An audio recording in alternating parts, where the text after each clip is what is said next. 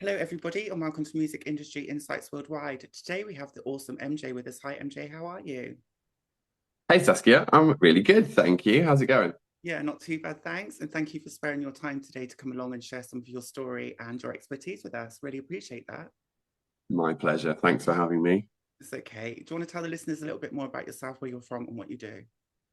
Yeah, sure. So, as you said, I'm MJ. I'm based in London, have been for, or at least around London for most of my life. Um, Been playing music too for most of my life. Started off singing and playing guitar and playing bass, and one of those teenage people that just wanted to be in bands and become a rock star. And here I am, sort of 20 plus years later, still making music. Well done, you. Well done, you. And how long have you actively been doing music for? Has it been since a child? Has it been a passion of yours, or did you get it through education? Yeah, a little bit of everything, really. So, education was important to me in some ways in terms of introducing me to different kinds of music. But I grew up in a very musical household with musical family, and I have an uncle, for example, that forced a guitar on me when I was about 10, and I wasn't quite ready for it. And I found bass guitar quite soon after, but I was always singing. And then I started playing in bands as soon as possible. My education stopped at A level, but I managed to scrape I think it was a C in music tech. I did as well, And, actually. Well, yeah, huh? I did music tech as well, actually, at GCSE. I remember those days. Yeah, it was very early days of Cubase and things like that. And at least it gave me some grounding in how to use technology for recording music, which I've been doing ever since. Mhm.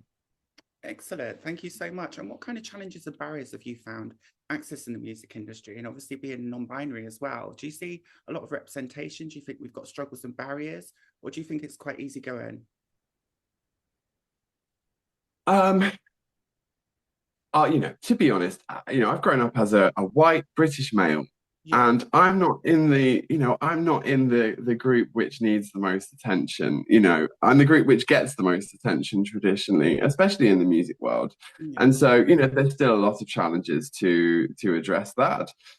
Sometimes I also feel like I should be doing more to try and bring awareness to that. I've really focused more on climate change and sustainability in terms of my messaging around what I'm doing. And there isn't a lot of that in the music industry either, because it's such a serious message and it kind of has to be balanced with, the fact that it is quite a serious message, but people want to have a good time when they're listening to music, or they want to feel something positive generally when they're at a concert or, something like that. So, for me, I think I have been very fortunate. And, the short answer would probably be that my own anxiety and those kinds of barriers that I've imposed upon myself have really been the issue for me, and keeping it, in being sustainable with my music, and keeping on going, really maintaining that, immense confidence that you need to have in the music industry. And, and I think I would say to that as well that while there are more and more artists now talking about their own mental health, there is definitely a lack of that in the general industry. And we know how it is as content creators. You kind of have to be active all of the time. Otherwise, you're scared that people will forget about you and go on to find the next great music, So, I think it's really important that we start waving some flags around about mental health and sustainability generally. 100%. And how do you kind of deal with your anxiety? Like, because there's a lot of networking, isn't it? It's very sociable at times as well as the social media. So, what kind of tools and techniques would you use to try and help you with your anxiety? I am probably, or at least people have told me that I'm an ambivert. So I do have the ability to be sociable and talk about things with people and meet new people and do all the networking stuff. But at the same time, after that, I need some time off. I will need to have the next day to kind of recover and look after myself a little bit more, and maybe do a bit of doom scrolling. But at the same time, the music that I make is, there's a bit of a loop there, because my feelings and thoughts influence the music that I'm making. Yeah. Whether that's motivating me to do it or sometimes demotivating me in situations. But when I play, that's such a healing process anyway, as I'm sure every music maker listening will attest to. Yeah. And you too, of course. Yeah. Thank you. And tell us a little bit more about your musical projects you've got coming up and what you're up to at the moment. Yeah, sure. So we've just had the last concert of the year, which was on Friday over in Clapton in East London. That went really well. So we'll have a little bit of a break now over Christmas. Give everybody an opportunity to start thinking about new songs, and we just want to start writing some new songs in the new year and recording as well. We'll probably be back in March 2025 with a new set, and we're still developing some of the kind of visual stage show stuff. I want it to be kind of interesting multimedia performance kind of thing going on, rather than just three people on stage with guitars and such like, because everybody's seen that before. But yeah, there's lots of ideas percolating, and we'll be back at least with a new release in March as well. Yeah, excellent. And what's your thoughts and feelings around equality, diversity, inclusion at the moment in the music industry? How do you feel about that? I feel like, in a way, there's three different areas or three different kind of pockets of things going on at the moment. There are, as I say, more people speaking about mental health and sustainability within the music industry. At the same time, there's still very much a focus on from the very commercial end of music. There's still very much a focus on solo artists, and so bands. I mean, playing in a group, we are kind of neglected a little bit in terms of the major labels and what's being had the representation there in the really commercial side of music. And I think a lot of that is because of how much easier it is to produce solo artists. So that kind of traditional. Sorry. It's cheaper as well, isn't it? Especially for the flights and everything else as well, on top of your touring and stuff like that. Yeah, absolutely. It's a lot cheaper. It's easier to bring songwriters in, whereas bands traditionally want to write their own songs, and there isn't necessarily going to be so much consistency there. Plus, bands have musical differences. They're more likely to fall apart than a solo artist. Although, going back to mental health, anybody can have that breakdown. So I think I can't remember what the third thing was that I was going to say, but I'm sure it was very insightful. I just think that going back to what I said before, I think we need to be more aware of people's feelings and their sustainability in the industry.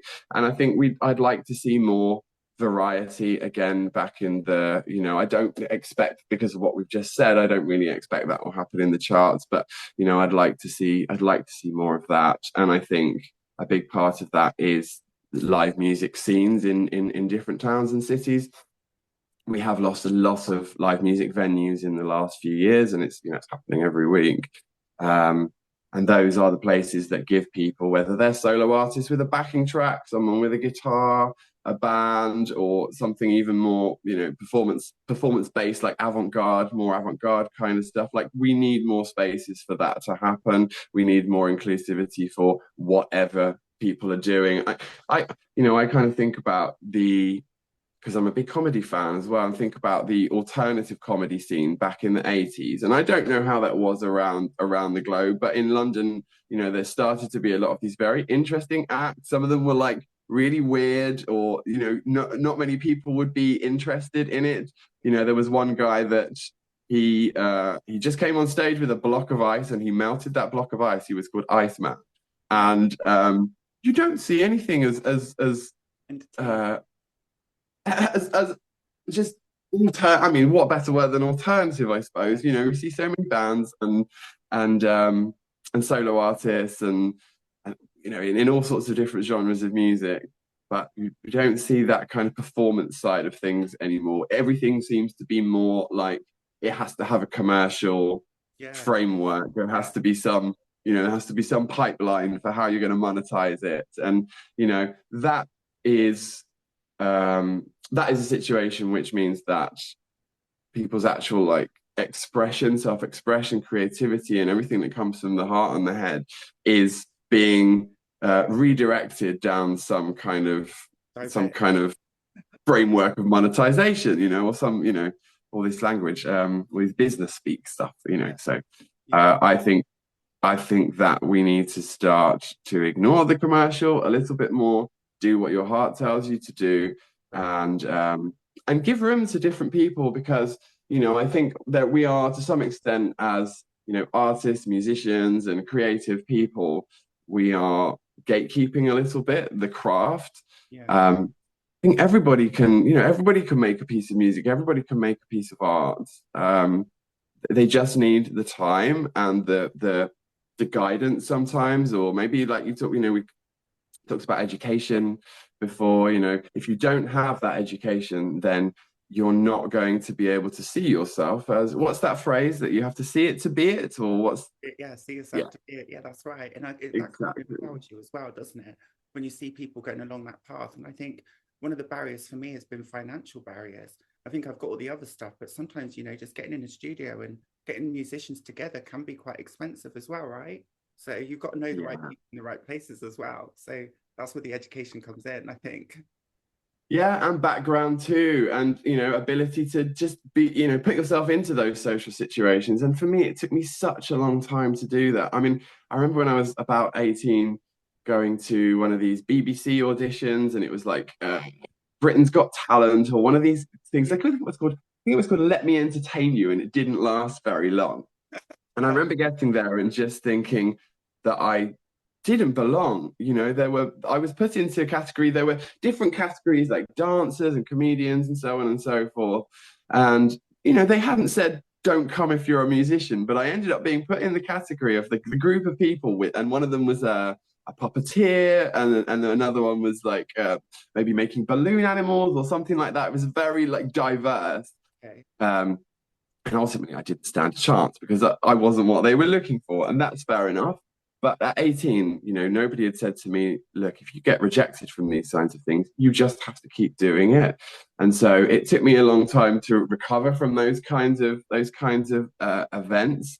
And and so, a lot of it is about building up resilience, and it's taken me a long time to get there. But those kinds of things, like that self-belief and the resilience and the people supporting you, whether that's like your educative background or just, seeing your heroes, we need a lot of that And I to think you keep touched going. on something that we've not really touched on much is belonging. Because I think that's something that really I benefit from is feeling part of something, feeling part of a community, feeling safe, not always being respected, but meeting great like-minded creatives, being safe and just enjoying what you do because it is a passion for me. It's more of a passion than anything else. And I think it's just about following your heart and finding the right people as well, isn't it?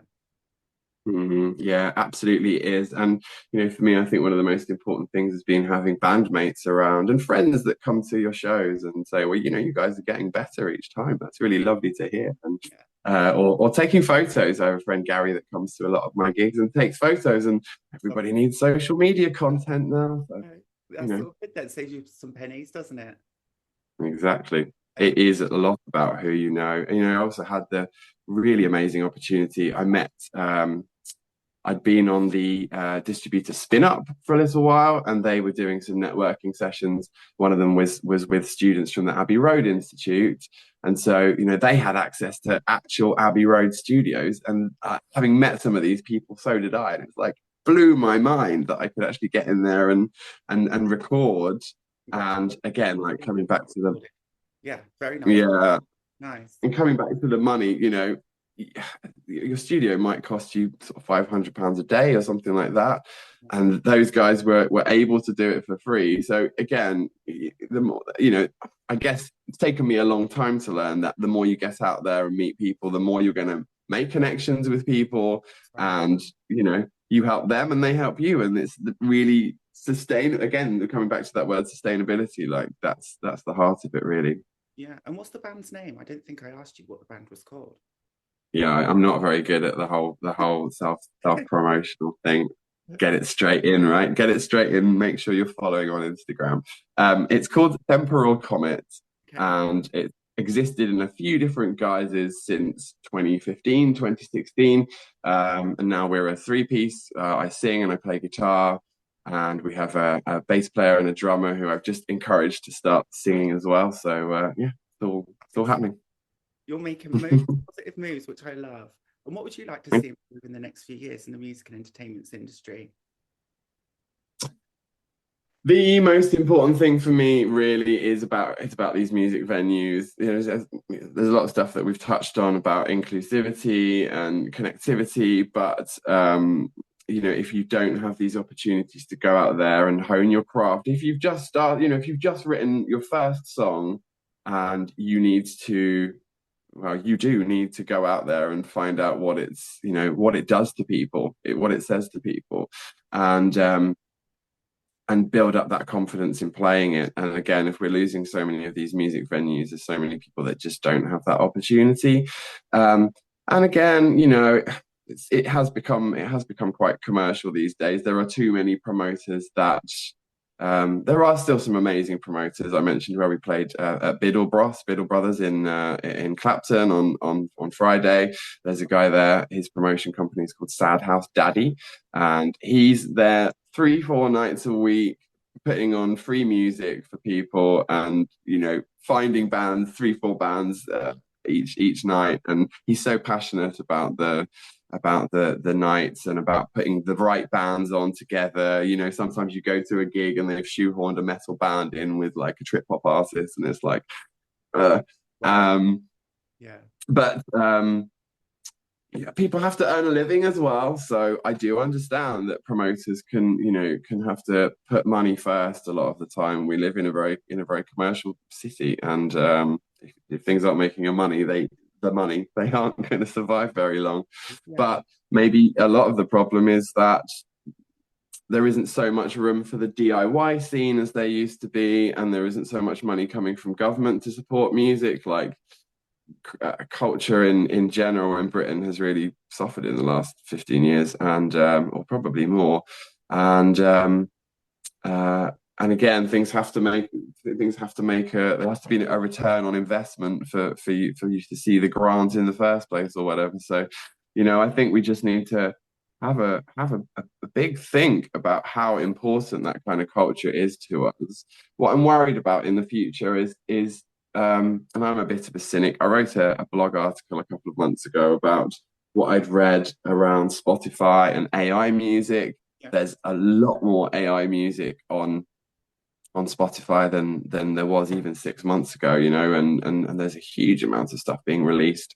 I listened to a webinar recently, and they talked about there being between, correct me if I'm wrong, because I'm sure you know the deets as well, like between 100 and 200,000 songs released on Spotify every day now. 1,000, I think they were saying a day, but it might have gone up. Right. Yeah. Yeah. And we don't even know how much of that is created by people, Right. or how much they've created that, nowadays. I'm not anti-AI. I think we have to embrace technology. What I'm worried about is that Spotify will embrace it to the point where they don't need us unsigned artists and smaller artists anymore, because they already don't really want to monetize. They don't want to pay for the streams that we have been getting. They've demonetized everybody since April this year who didn't have 1,000 streams on each of their songs. YouTube's done that as well. Is that right? Yeah, same thing.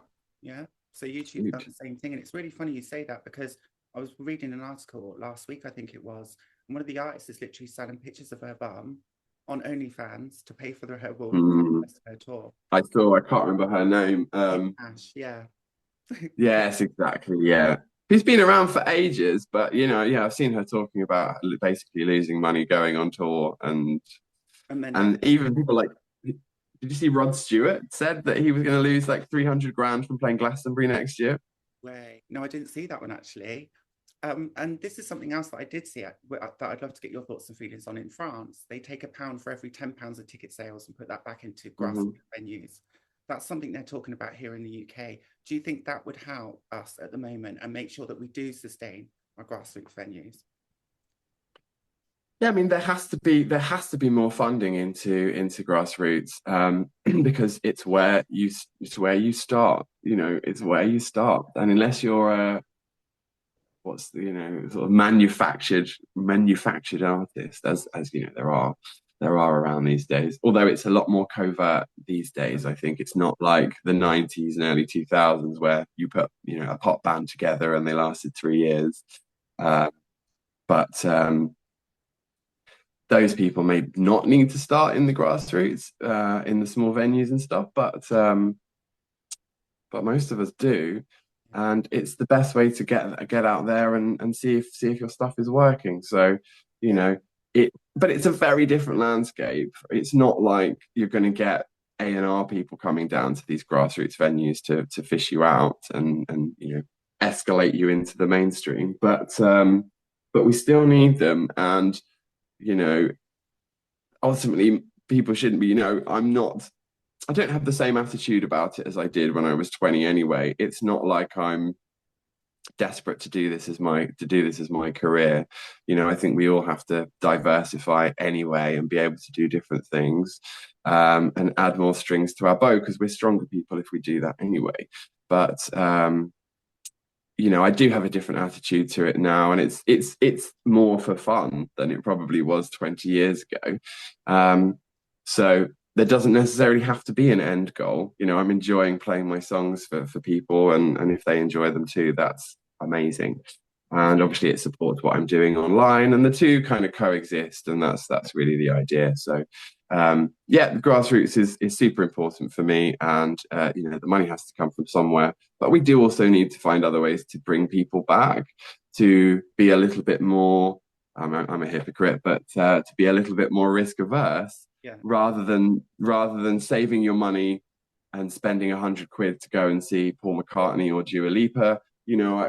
I could go to 10 concerts for that amount of money. 10 small grassroots venues and see 50 bands or something like that. Don't ask me the maths. I'm not very good at the maths. Either am I. But but I would rather do that than go to the stadium shows now. And I'd encourage more people to just kind of take a punt on a band and see what it's like, because you'll get something from it, especially if you're a creator too. You'll go and see something and think about what you could be doing or how that inspires you. Yeah, definitely. I love that bit of advice. Thank you. I was also going to say to you, the music industry is full of quite a lot of older white men.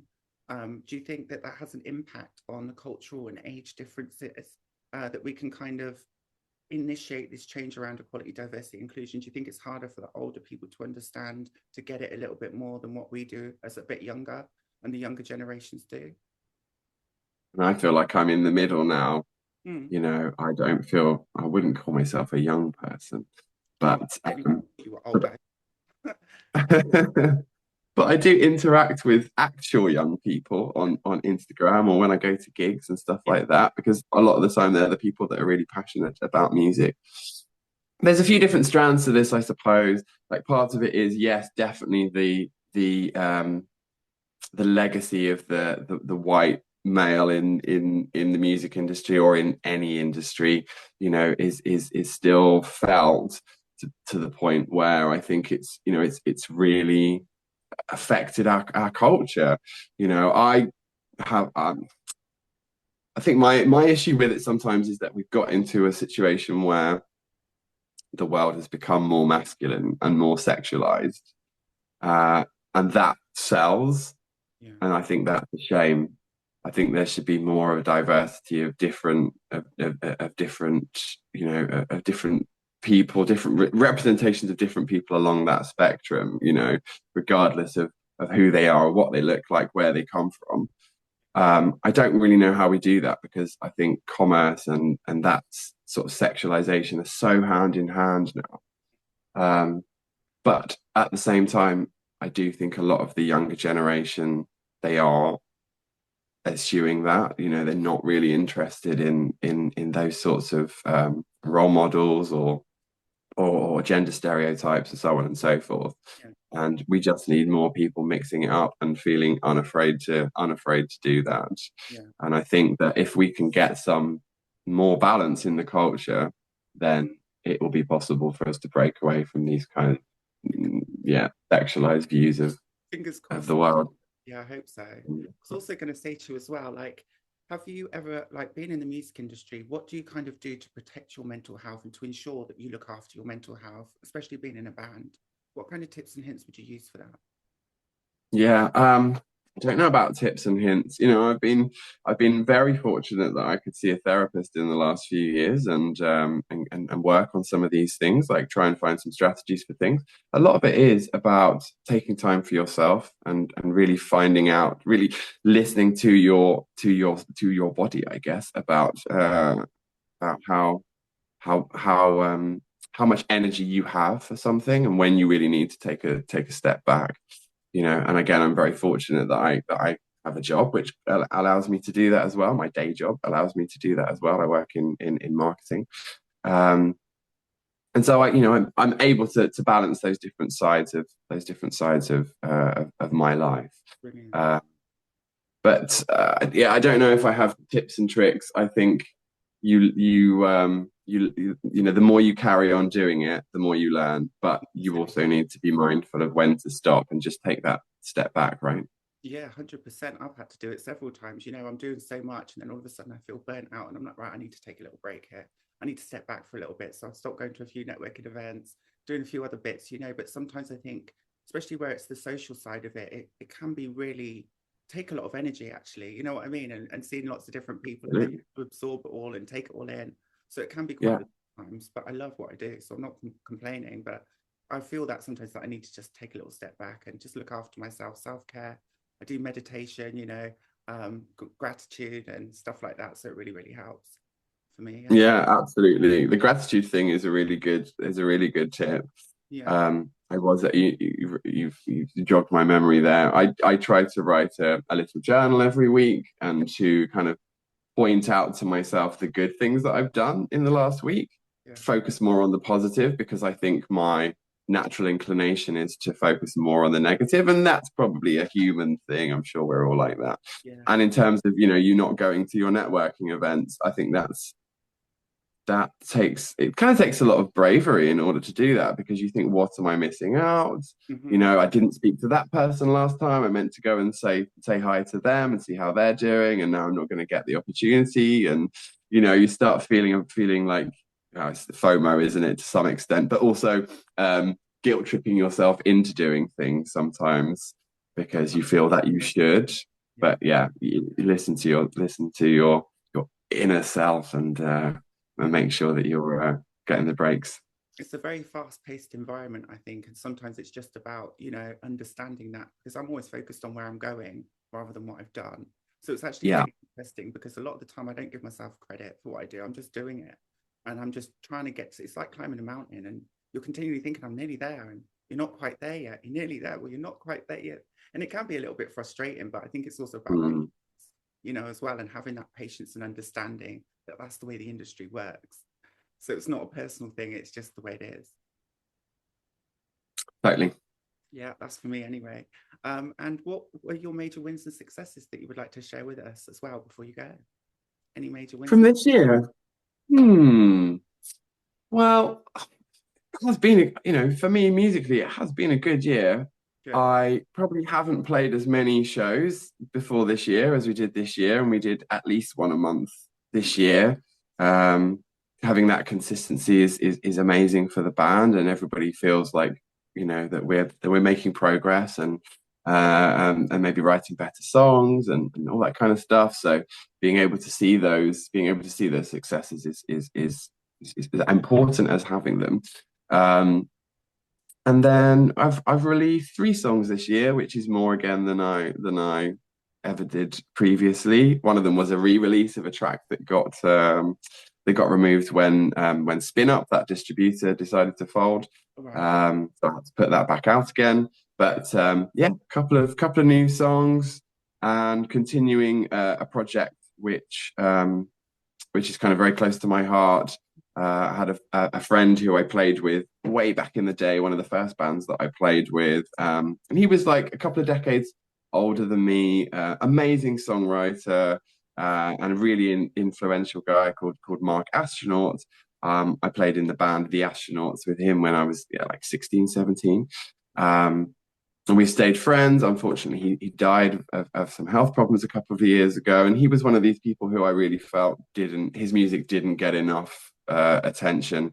And so I decided I'd record a few of the songs of his that I really loved. So I put one of those out this year as well. Yeah. called Robot Ways. Okay. So just yeah, want to make sure that his memory is That's front and beautiful. center. I love that. Yeah. Bring a tear to my Oh, eye. thanks. Now. Stop it. Oh, that's awesome. How kind and sweet Sorry. of you. No, don't apologize. It's absolutely fine. They're Say, they're amazing songs. So yeah, check them out. send me the link of those and I'll put them in the description below. But if any of the listeners or viewers would like to connect with you, follow you, or listen to your music, how could they do that? Yeah, best thing will be Instagram. I'm there 10 hours a day, Okay. talking to new people that I've met, and I really love having conversations about music, not just my own. And so yeah, come and find me on Instagram. If you're not on Instagram, there's the website temporalcomet.com, and there's all sorts of places you can get in touch from there. So yeah, please come and say hi. They'll all be in the description. And thank you ever so much. I've enjoyed our chat and I hope you have a great afternoon. Thank you ever so much. Me too, Saskia. It was lovely. Thank you again so much for having me, and have a great one. Yeah, and you too. Bye. Bye.